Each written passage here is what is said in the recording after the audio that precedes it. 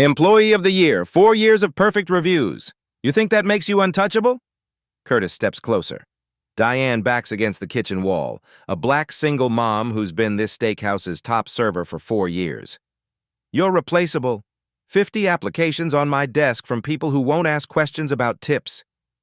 He tears open her envelope, counts each bill slowly, then pockets 3 20s. Management fee.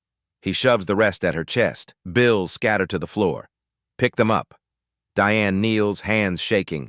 $12 left. She served 8 tables tonight, 300 in sales. She doesn't cry. She pulls out a small red notebook from her apron, writes the date, the stolen amount.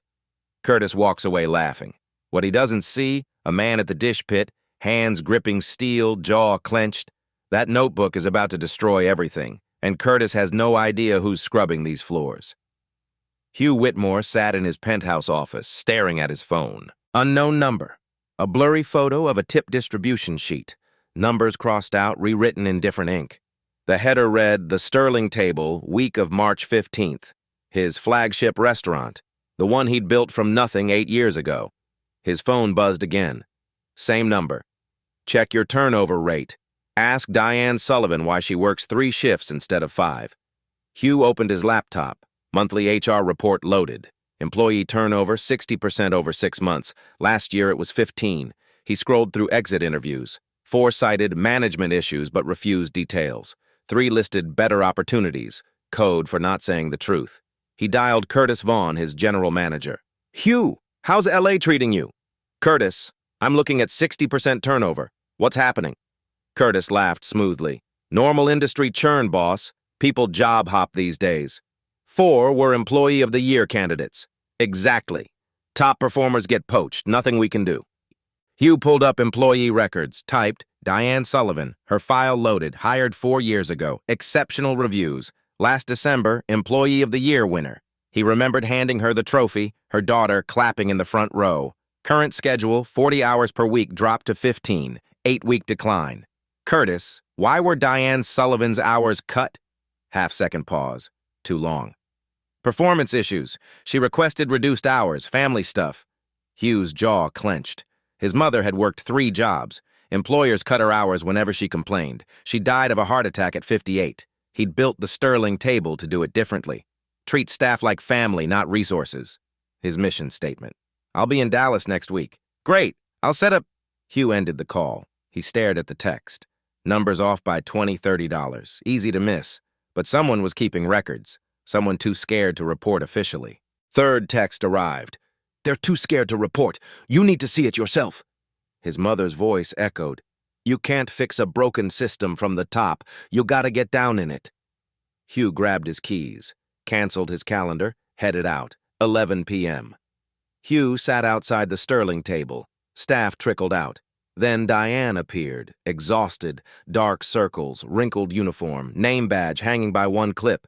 She walked to a beat-up Honda, pulled out her phone, opened Uber driver app, accepted a ride immediately. Hugh followed. She picked up passengers until 2:30 a.m., drunk couples, hospital workers, airport runs. 3 a.m., she drove to a small apartment complex, disappeared inside. Hugh stayed until sunrise, thinking about his mother, about 60% turnover, about numbers that didn't match. 8 a.m., he returned. Diane's Honda already there, working another shift. He waited until noon. She walked out. 7 hours done, another shift starting at 5. He approached. Jeans. Old hoodie. Baseball cap low. She didn't recognize him. Excuse me, is this a good place to work? Her face flickered. Pain, then neutral. It used to be. She got in her car, on the passenger seat. Daycare bill. $950, due Friday. Hugh drove to a Goodwill, bought used busboy uniforms, worn sneakers, a cheap digital watch. At home, he practiced in the mirror, softened his posture, dropped his shoulders, made himself smaller, less commanding. Yes, sir. I'm a fast learner, sir. The words tasted like ash. But his mother had said them to a dozen bosses. Next morning, Hugh walked into the Sterling Table, 9 a.m. Curtis sat in the office doing paperwork. Hugh knocked. Curtis looked up, didn't recognize him.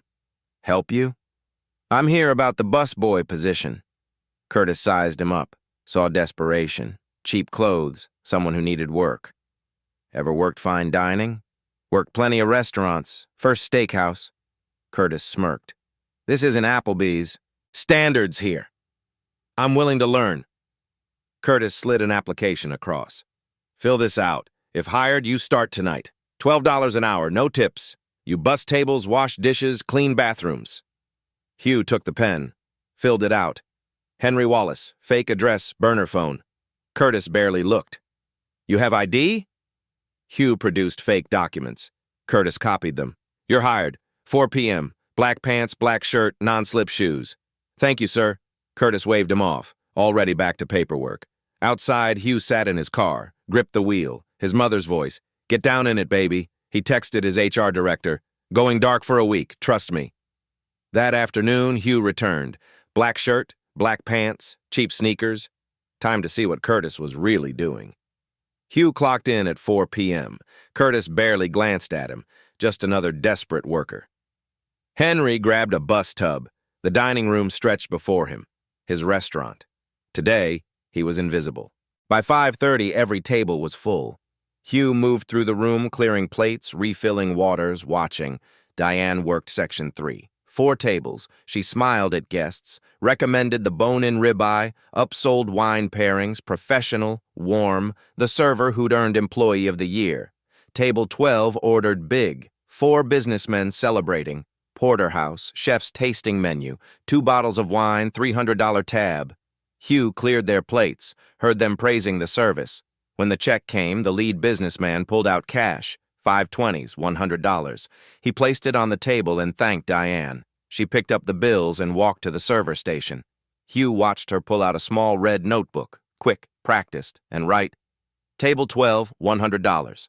She hit it before anyone noticed. 10 p.m. Last tables cleared. Servers gathered at the host stand.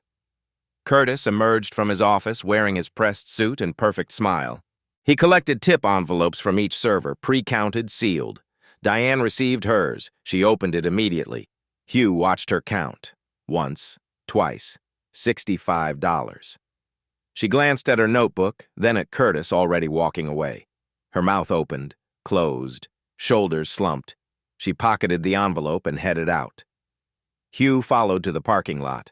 Found her sitting in her Honda, door open, overhead light on. She pulled out the notebook, stared at her entry. Table 12, $100, received $65. She wrote, difference, $35. Then flipped backward through pages, dozens of entries, differences of $20, $30, $50 on every shift. March 15th, $847 actual, $520 received. Difference, $327. March 22nd, $923 actual, $615 received. Difference, $308. April 5th, $1,056 actual, $680 received. Difference, $376. Page after page of stolen money. She pressed her palms against her eyes, not crying, just breathing. Hugh photographed her through the windshield. Evidence that this wasn't just numbers, this was a person losing hope. Next morning, Hugh approached her in the parking lot. Same hoodie, same cap. Hey, I got hired yesterday. Any advice? Diane studied him with tired eyes. What position? Busboy. She almost laughed. You really want to work here? Need the money. You heard wrong about this place? Why? She glanced at the building. Windows where management watched. I used to make $1,200 a week. Now I'm lucky if I clear $600. Same work, same guests, the money just disappears. What changed? I don't know. Maybe I'm losing my touch. But my sales haven't dropped. My reviews are still perfect. Something's wrong. You keep records? Her hand moved to her apron pocket. Personal notes, for sanity. Have you reported it? Her voice dropped. 3 people complained, all fired within a week. HR said their forms got misplaced. I need this job. My daughter's daycare is $950 a month. Hugh wanted to tell her everything. Not yet. He needed more proof. What if someone's taken the money? He said carefully. Diane stared. Who are you? Someone who knows when something's off. Her phone buzzed. Text from daycare. Payment past due. Please remit by Friday or Lily's spot will be released. Her hand shook. I have to go. She walked toward the building, stopped, turned. "They're hiring if you want it, but don't say I didn't warn you." Hugh drove to Goodwill, bought 3 more uniforms. He was going deep. That afternoon, he returned. Curtis assigned him to dish pit, hot water, grease, endless plates. During his break, he found the line cook Vanessa smoking in the alley. "You're the new guy," she said. "Henry, how long you planning to last?" "Long as they keep me." She laughed. "Then don't ask about tips. People who ask lose shifts." "What do you mean?" "Server named Daniel asked Curtis why his numbers seemed low. Next week, 5 shifts became 2. Week after, Daniel quit. That's illegal. That's survival. Curtis runs this place like he owns it. You obey or you're gone." Hugh absorbed this system of fear. "Nobody's reported it? 3 tried, all fired. You do the math." Vanessa went inside. Hugh returned to dishes, scrubbed plates, thought about patterns. Later, he watched Curtis collect tips again. The door cracked open. Curtis counted cash, divided into envelopes. But first, he peeled bills off each stack, pocketed them. Hugh's jaw clenched. Evidence, right there. Hugh sat alone in his car at 3 in the morning, parked in the Sterling Table's empty lot.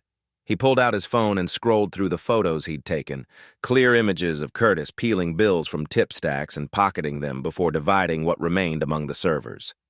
It was theft, plain and simple, but Hugh knew Curtis would have excuses ready.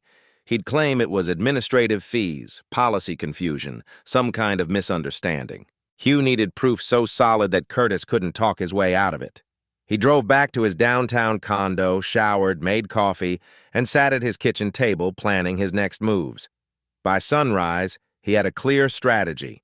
Work every shift possible to see the full pattern, find Curtis's records because there had to be documentation somewhere, talk to more employees to build testimony, get complete photos of Diane's notebook for independent verification, and most importantly, find the smoking gun that would end this, once and for all.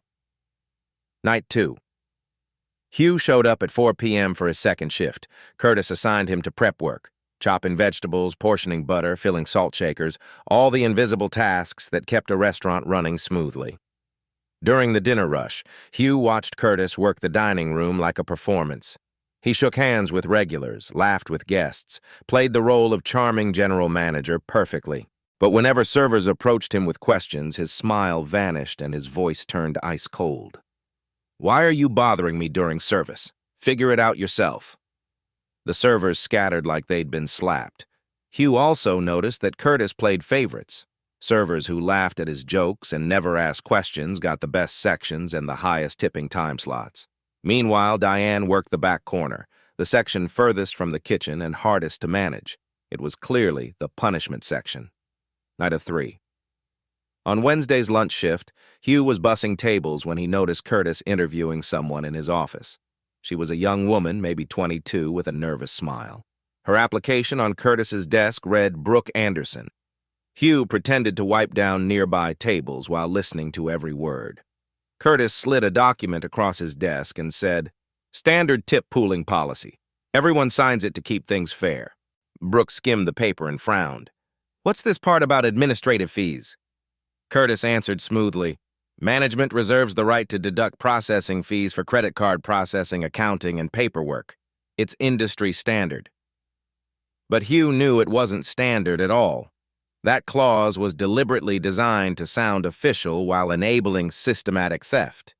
Brooke hesitated, clearly uncomfortable. "I don't know about this." Curtis's friendly smile disappeared instantly. "This is our policy. You want the job, you sign it. Otherwise, I'll call the next person on my list. I got 50 applications yesterday alone." Brooke's hand trembled as she picked up the pen and signed. After Brooke left, Hugh grabbed his phone and pretended to check the time while snapping a photo of the document still sitting on Curtis's desk. At the bottom, in small print, it read, "Wage Claim Waiver Agreement." That was illegal in Texas. Employers couldn't force workers to waive their rights to file wage complaints. But Brooke didn't know that, and neither did any of the other employees Curtis had manipulated into signing. That night, Hugh sat in his car at midnight reviewing everything he'd gathered. Photos of Curtis pocketing tips, Diane's notebook showing months of discrepancies, the illegal waiver, Vanessa's warning about retaliation. It all pointed to systematic theft spanning at least 4 months. But he still didn't have Curtis's master records, the files that would show exactly how much was stolen and where the money went. He needed access to Curtis's office, his computer, his filing cabinets. Hugh checked the schedule and saw an opportunity. Friday night, Curtis was leaving early for a dinner meeting. The restaurant would be busy enough that nobody would notice a busboy volunteering to stay late for deep cleaning. He texted his HR director, "Need complete background check on Curtis Vaughn. Credit history, debts, everything. Don't tell him." 48 hours. Her reply came instantly. "What's happening?" Hugh typed back, "Getting proof." He started his car and drove home. Friday night, he'd get into that office. Friday night, he'd find everything he needed. Night 1, the pattern. Hugh's first real shift started at 4 p.m. Curtis pointed at a bus tub. "Clear tables fast, refill waters, stay invisible." Invisible was exactly what Hugh needed. By 5:30, every table was packed. Diane worked Section 3 with precision. Hugh watched her serve Table 14, 4 businessmen ordering expensive cuts. Porterhouse, chef's tasting menu, 2 bottles of wine, $300 tab. When the check came, the lead businessman left $50 cash on the table. Diane picked it up, walked to the server station, and pulled out a small red notebook. Quick motion. She wrote, "Table 14, $50," and tucked it back. The whole thing took 5 seconds. 10:30 p.m. Last guests left. Servers gathered at the host's stand, exhausted. Curtis emerged from his office in his pressed suit, playing the caring manager. He collected tip envelopes from each server, white paper, pre-counted, sealed. Diane took hers and opened it immediately. Counted once, twice, $32. She glanced at her apron where the notebook was hidden, then at Curtis already walking away. Her mouth opened, closed, shoulders slumped. Hugh followed her to the parking lot. She sat in her Honda, door open, overhead light on. The notebook was out. He could see her entry. "Table 14, $50, received $32, difference, $18. She flipped backward through pages. More entries. Differences of $20, $30, $50. Every shift had discrepancies. Night 2. The warning Friday. Curtis assigned Hugh to dish pit. Brutal work, scalding water, endless plates. During his break, Hugh found Vanessa smoking in the alley. "You're the new guy, Henry, right?" "Yeah." She exhaled smoke. "How long you planning to last?" "Long as they keep me. Free advice. Don't ask about tips. People who ask lose shifts." "What do you mean?" Vanessa lowered her voice. "Server named Daniel worked here 6 months. Great at his job. Started asking Curtis why his number seemed low. Next week, 5 shifts became 2. Week after, Daniel quit because he couldn't pay rent. That's illegal. That's survival. Curtis runs this place like his kingdom. You obey or you're gone." She crushed her cigarette. "Keep your mouth shut if you value your paycheck." She went inside. Later that night, Hugh positioned himself near Curtis's office. The door was cracked. Curtis sat counting cash tips. He divided money into piles, but before sealing envelopes, he peeled bills off each stack, 20s, 10s, and pocketed them. Hugh gripped his bus tub, knuckles white, watching theft in real time. Night 3, the waiver, Saturday lunch. Hugh restocked the server station when he noticed Curtis in his office with Brooke, the new hire. Curtis slid a document across his desk. Hugh grabbed a spray bottle, wiped the glass partition nearby, close enough to hear. "Standard tip pooling policy," Curtis said smoothly. "Everyone signs. Keeps things fair." Brooke frowned, reading it. "What's this about administrative fees?" "Management reserves the right to deduct processing fees. Credit card processing, accounting overhead, industry standard. Every restaurant does it." Hugh knew that was a lie. Brooke looked uncertain. "I've never signed something like this." Curtis's voice hardened. "This is our policy. You want to work here, you sign. I've got 50 other applications. Your choice." Brooke's hand shook.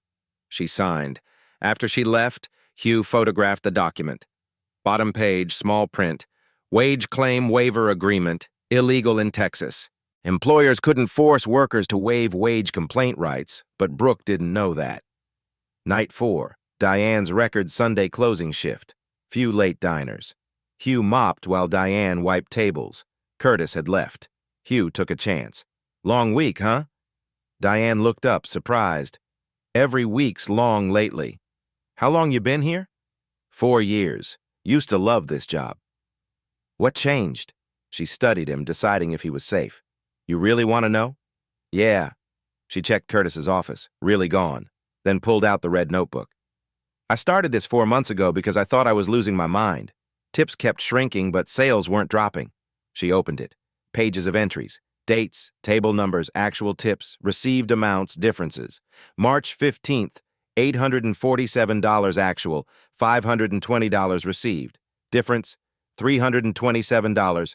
March 22nd, $923 actual, $615 received. Difference, $308. April 5th, $1,056 actual, $680 received. Difference, $376.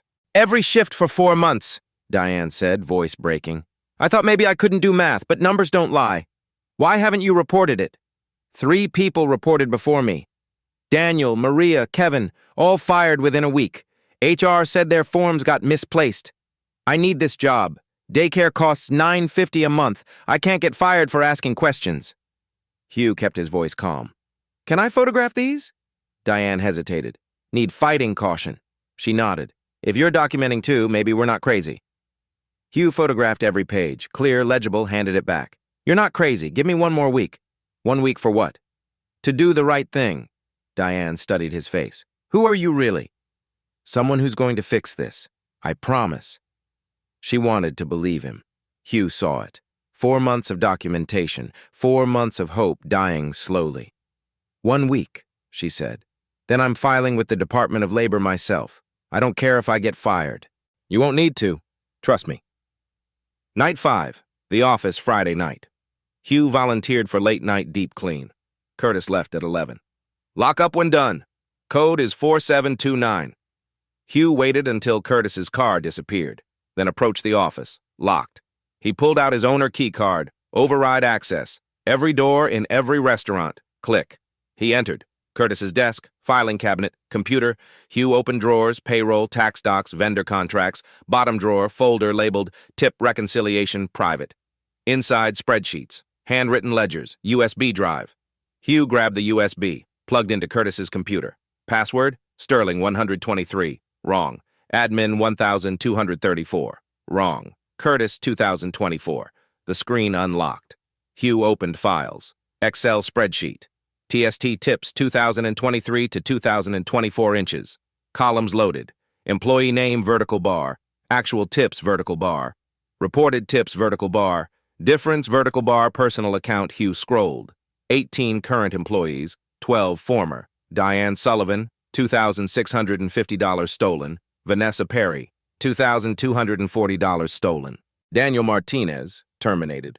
$1,890 stolen. Total at bottom, $52,180. $52,000. 14 months, 30 victims. Curtis documented his own crime. Hugh copied files to his phone, photographed spreadsheets, took physical ledgers, headlights swept the lot. Curtis's car returning. Hugh closed files, logged out, shoved folder back, sprinted to supply closet, footsteps, keys, office door opened, papers shuffled, drawer opened, closed, door locked, car drove away. Hugh exhaled, checked his phone, files saved, every number, every name. He had everything. Night 6, the breaking point Saturday dinner rush. Hugh's last undercover shift. He'd seen enough, documented enough. Tonight, Diane would break. She worked section 2, busy, table after table, professional smile hiding exhaustion. Table 8, business dinner, 6 guests, steaks, wine, desserts. $400 tab. The host left cash. Hugh saw it from across the room. 5 20s, 2 10s.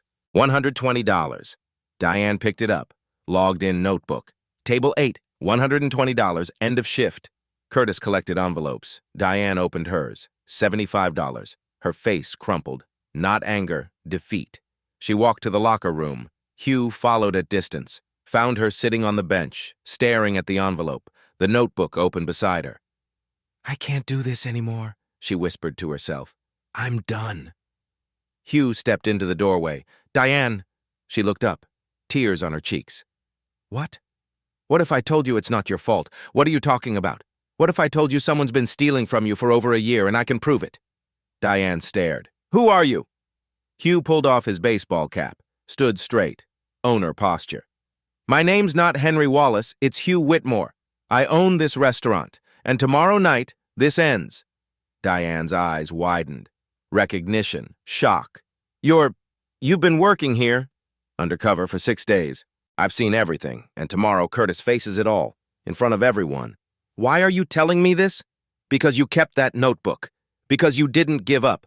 And tomorrow, I need you to stand with me. Diane closed her eyes. 4 months of fear. 4 months of doubt. What do you need me to do? Just bring the notebook, and be ready to tell the truth. Hugh sat in his car at 3 a.m., parked in the empty lot of the Sterling table. His phone screen glowed in the darkness as he opened the files he'd copied from Curtis's computer. The spreadsheet loaded. 14 months of theft documented in meticulous detail. He scrolled through row after row. Each line told a story of betrayal. Row 8, Diane Sullivan. 48 separate entries spanning March 2023 to May 2024. Tips ranging from $45 to $212 per shift. Reported amounts always 30 to 40% less than actual. Total stolen from her alone, $2,650. In the notes column, Curtis had written admin fee 36% like it was a legitimate business expense. Row 14, Vanessa Perry. 32 entries. Total stolen, $2,240. Notes. Processing deduction, 38%. Row 23 made Hugh's blood boil. Daniel Martinez with terminated in red next to his name. 26 entries. Total stolen, $1,890. Final note dated April 12th. Complained about discrepancies, fired for performance issues. Curtis hadn't just stolen. He documented the retaliation. Hugh scrolled to the summary row at the bottom. The numbers hit like punches. Total employees affected, 18 current, 12 former employees, 30 people total. Total amount stolen, $52,180. Duration, March 2023 through May 2024. 14 months of systematic theft. Average theft per employee per month, $145. Curtis had built a system. A percentage-based skim that looked small on any individual night. $20 here, $30 there, but accumulated into thousands over time. Small enough that servers questioned their own memory before questioning management. Large enough to fund whatever Curtis needed the money for. Hugh pulled up the background check Elena had sent. Curtis Vaughn's financial profile painted a clear picture. Credit score, 580. Total debt, $87,000 across 3 maxed-out credit cards. Mortgage payments 2 months behind. And the detail that explained everything. Gambling losses at WinStar Casino totaling $34,000 over the past year. Curtis wasn't just greedy. He was desperate, drowning in debt and stealing to stay afloat. And desperate people made catastrophic mistakes, like keeping detailed records of their own crimes. Hugh opened the photos of Diane's red notebook on his phone. Her handwriting filled every page with the same meticulous documentation Curtis had kept. March 15th, Table 12, $100 actual, $65 received. April 3rd, Table 8, $85 actual, $52 received. April 29th, Table 15, $145 actual, $93 received. Her entries matched Curtis's spreadsheet perfectly. Same dates, same discrepancies, 2 completely independent records proving identical theft patterns. That was the smoking gun. Not just one person's complaint that could be dismissed as misunderstanding, but 2 separate documentation systems, one kept by the thief, one kept by the victim, telling the exact same story. Hugh thought about legal admissibility. Digital records with timestamps from Curtis's own computer. Physical ledgers in Curtis's handwriting found in his locked filing cabinet. Employee testimony from multiple victims. Financial records showing deposits to Curtis's personal bank account that matched the stolen amounts. Illegal waivers forcing employees to surrender their right to complain. It was airtight. Any lawyer would tell him he had more than enough for a criminal conviction. But evidence sitting in a lawyer's office wouldn't fix what was broken here. His employees had been living in fear for over a year. 3 people had tried to report the theft and been fired for it. The system had failed them because Curtis controlled that system. Hugh needed to dismantle Curtis's power publicly, not in a quiet termination meeting behind closed doors where Curtis could spin the story later, not in a settlement conference where lawyers negotiated silence, publicly, in front of witnesses, so every employee could see that speaking up mattered, that leadership followed through, that justice was real and not just a promise. He checked the time. 3:45 a.m. In 15 hours, the Sterling table would be packed with Friday dinner guests. Curtis would be working the floor in his pressed suit and fake smile. Diane would be serving her section, exhausted and defeated. Vanessa would be in the kitchen trying to stay invisible, and Hugh would walk through those doors as himself. No more Henry Wallace. No more hiding. No more watching injustice and documenting it from the shadows. Tomorrow night, everyone would know the truth. He opened his email and started typing. Subject line, emergency, read immediately. The message went to his lawyer, his HR director, the Dallas Police non-emergency line, and the Texas Department of Labor. By sunrise, every piece would be in place. By tomorrow night, Curtis's empire would be ashes. Friday night, 6:30 p.m. Hugh parked in the front guest lot, not employee parking. He sat for a moment watching the dining room through the windows. Every table full, at least 60 guests inside. Perfect witnesses. He stepped out wearing a navy suit, the owner, not the busboy. He walked through the front entrance, head high. Marcus, the host, looked up and went pale. "Mr. Whitmore? I didn't know. I'm not here for dinner, Marcus." Curtis emerged from the kitchen, saw Hugh in the suit. Confusion flashed across his face. "Hugh, if you'd called ahead." Hugh walked past him, straight to the server station in the dining room center. His fingers flew across the AV tablet, entering owner override codes. Curtis followed, voice dropping. "Hugh, what are you doing? We have a full house." "I know, that's the point." The screens flickered. Guests stopped mid-conversation. The Excel spreadsheet appeared on every monitor. Employee name vertical bar, actual tips vertical bar, reported tips vertical bar, difference vertical bar, personal account. Curtis's face drained. "Turn that off. You can't—" Hugh's voice carried through the room. "My name is Hugh Whitmore. I own the Sterling table. This is Curtis Vaughn, who's been stealing from my employees for 14 months. The restaurant went silent. Servers emerged from the kitchen. Vanessa appeared in the doorway. Brooke froze by the bar. Hugh pointed at the screens. $52,000 stolen from 30 employees. Curtis documented everything because he thought he was untouchable. Curtis lunged for the tablet. Hugh blocked him. "Don't." A guest at table 6 leaned forward. "These are real names." Curtis's voice cracked. "This is a misunderstanding. Administrative fees. We have a policy." Hugh pulled printed documents from his jacket. "This policy? Where you force new hires to sign illegal waivers? Where you threaten to fire them if they refuse?" He handed a copy to the nearest guest. "Read it yourself."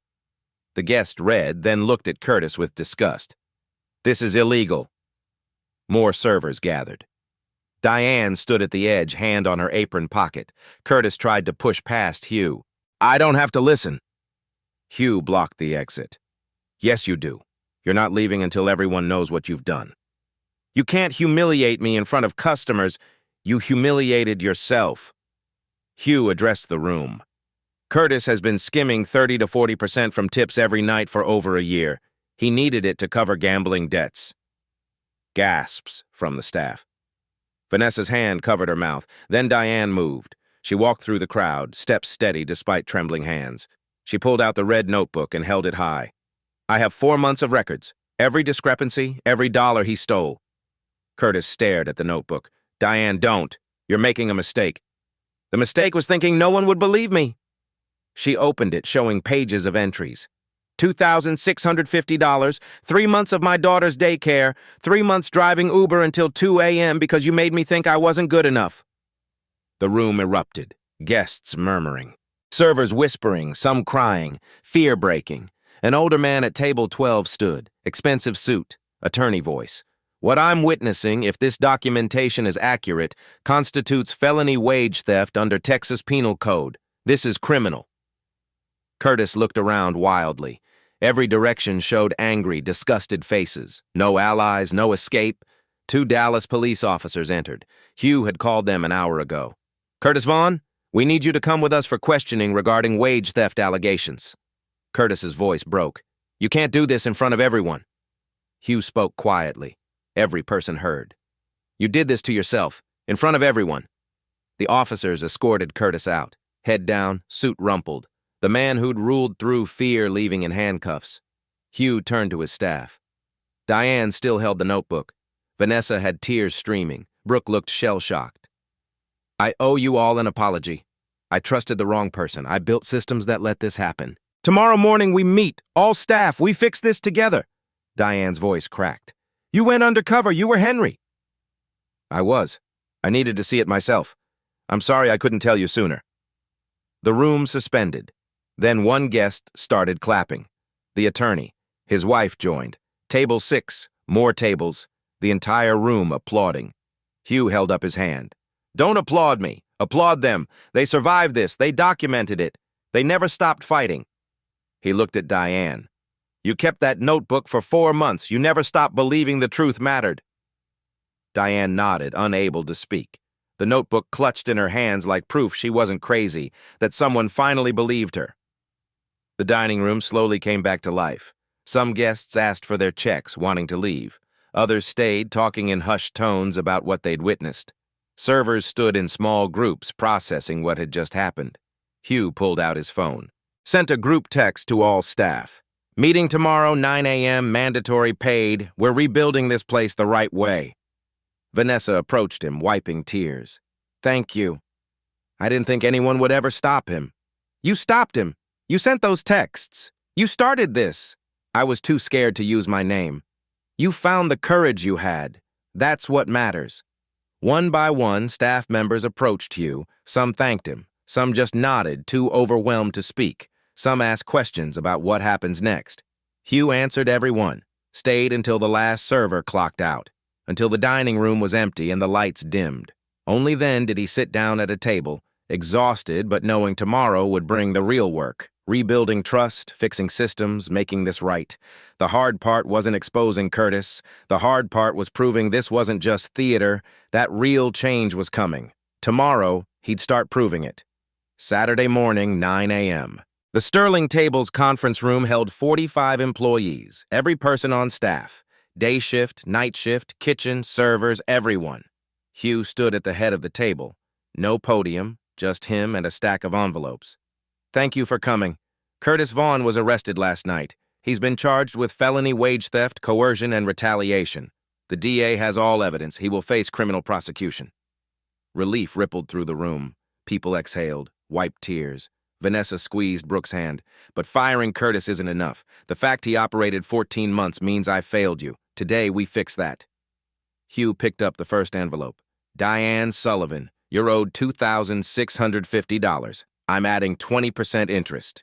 Your check, $3,180. Diane's hands shook, taking it. Vanessa Perry, $2,240 stolen, with interest, $2,688. Vanessa cried openly. Full sobs of relief. One by one, Hugh called names. 18 employees, 18 checks, $1,500 to $3,200 each. Every stolen dollar returned, plus interest. Money doesn't fix broken trust, so here's what else changes. He projected a slide.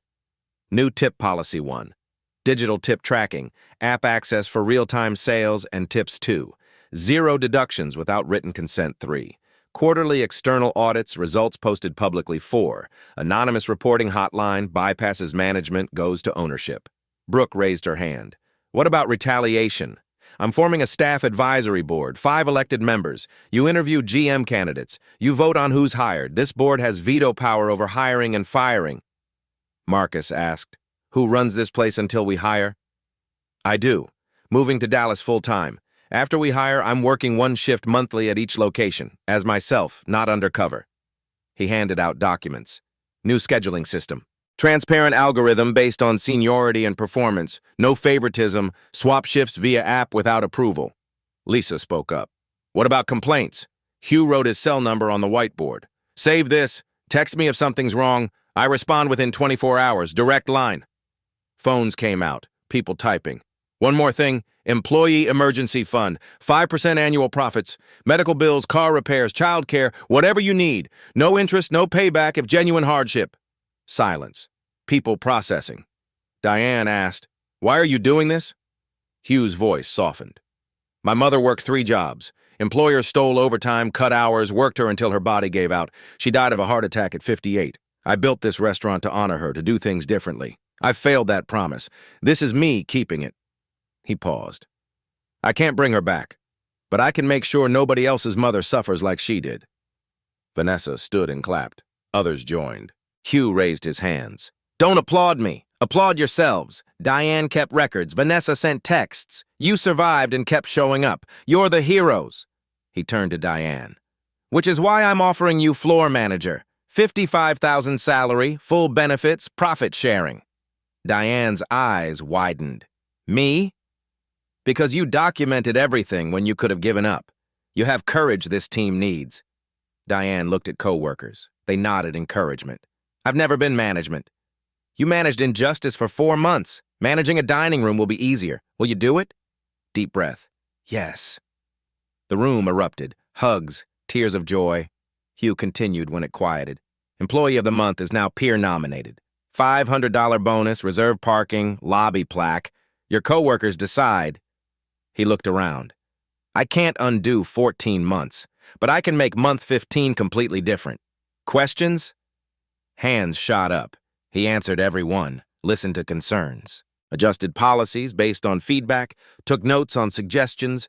2 hours later, people filed out energized, talking about changes, planning advisory board nominations, believing things could be better. Diane stayed behind. "Thank you. You saved this place." "No, you listened. That's all we needed. I'm listening now. Won't stop." She held up her check. 3 months of breathing room. You've been holding your breath too long. First genuine smile. Time to breathe again. 3 days later. The changes rolled out fast. Hugh hired a tech team to build the tip tracking app over a weekend. By Monday, every server had login credentials, real-time data, complete transparency. The anonymous hotline went live Tuesday. External company, no connection to restaurant management. Employees received cards with the number. Wednesday, Hugh held elections for the staff advisory board. Secret ballot. Diane, Vanessa, Marcus, Lisa, and a line cook named James won seats. Thursday, the board interviewed their first GM candidate. Hugh sat in the corner taking notes but didn't speak unless asked. After, they voted. Unanimous rejection. Candidate talked too much about controlling costs and not enough about supporting staff. Second candidate came Friday. Former restaurant manager who'd reported wage theft at her last job and been fired for it. She understood. The board voted 4-1 in favor. Hugh's vote wasn't needed. Saturday, 1 week after Curtis's arrest, the new GM started. Her name was Patricia Stone, 48, 20 years in the industry, zero tolerance for exploitation. First thing she did, posted the quarterly audit schedule in the break room. Employees gathered to read it, nodding approval. Slowly, the restaurant transformed. Servers smiled during pre-shift meetings. Kitchen staff joked while prepping. The tension that had suffocated everyone under Curtis lifted like fog burning off in sunlight. Tips matched sales every shift, every server, zero discrepancies. Diane led with quiet confidence. She knew what it felt like to be powerless, so she made sure no one on her team ever felt that way. Vanessa enrolled in culinary school using her restitution check to pay tuition. Hugh covered the rest. Brooke, the server who'd been pressured to sign the illegal waiver, became the first employee of the month under the new peer nomination system. Her co-workers cited her positive attitude and willingness to help. The Sterling table didn't just survive Curtis's betrayal. It became stronger because of what they'd overcome together. 3 months later, Diane arrived at the Sterling table at 5 p.m. She parked in her reserved spot, floor manager, stenciled on the pavement. She walked through the employee entrance with energy she hadn't felt in years. No more exhaustion, no more 3 a.m. panic attacks about money. Inside, she led pre-shift meeting. 12 servers gathered. Table assignments are posted. Brooke, Section 2 tonight, prom season, expect large parties. Push the lobster tail special. Brooke nodded confidently. The nervous girl who'd signed an illegal waiver was gone. This version stood tall. Vanessa. Kitchen status. Vanessa appeared in the service window. Steaks are perfect. New ranch supplier. These will blow minds. Diane smiled. Let's make it memorable. The team dispersed. Diane checked the tip tracking app on her tablet. Last night, 0 discrepancies. Every dollar accounted for. She walked to the break room and paused at the employee recognition wall covering one entire side. Photos of staff achievements. Vanessa's picture. Employee of the Month, June 2024. Nominated by kitchen staff for exceptional mentorship. Beside it, a glass case held Diane's red notebook. Plaque read, Evidence of Courage, Diane Sullivan, 2024. Diane touched the glass. 4 months of documentation that changed everything. Her phone buzzed. Daycare. Lily had a wonderful day. See you at 6 o'clock. It was 6 p.m., not midnight, not 2 a.m. after Uber shifts, she replied with a heart emoji. In the kitchen, Vanessa prepped garnishes, microgreens, edible flowers, details she'd neglected when fear ruled here. New line cook Tyler asked, "How long you been here?" 3 years. Almost quit last year. Glad I stayed. Why'd you stay? Vanessa plated a ribeye perfectly. Because someone finally listened.